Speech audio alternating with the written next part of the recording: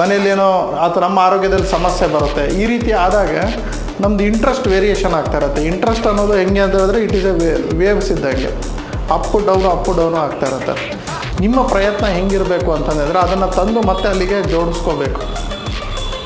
ಈಗ ನೋಡಿ, ನೀವು ಸಾಟರ್ಡೆ ಸಂಡೇ ಕೆಲಸ ಮಾಡಲ್ಲ, ಸೋಮವಾರ ಇಂಟ್ರೆಸ್ಟ್ ಇರುತ್ತೆ ಕೆಲಸಕ್ಕೆ ಹೋಗೋಕ್ಕೆ, ಈಗ ಇಂಟ್ರೆಸ್ಟ್ ಇರೋದಿಲ್ಲ, ನೀವೇನು ಮಾಡ್ತೀರಾ? ಮತ್ತೆ ಇಂಟ್ರೆಸ್ಟನ್ನು ಬರ್ಸ್ಕೊತೀರಾ. ಸೊ ಸೇಮ್ ಥಿಂಗ್ ಇದೇ ನೀವು ಬಿಸ್ನೆಸ್ಸಲ್ಲಿ ಮಾಡಲ್ಲ. ತುಂಬ ಜನ ಯಾಕೆ ಫೇಲ್ ಆಗ್ತಿದ್ದಾರೆ ಬಿಸ್ನೆಸ್ಸಲ್ಲಿ ಅಂತ ಹೇಳಿದ್ರೆ,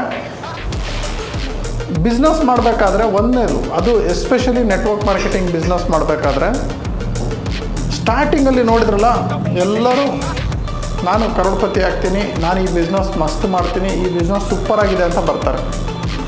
ಕಾಲಕ್ರಮೇಣ ಅವ್ರದ್ದು ಇಂಟ್ರೆಸ್ಟ್ ಏನಾಗ್ತದೆ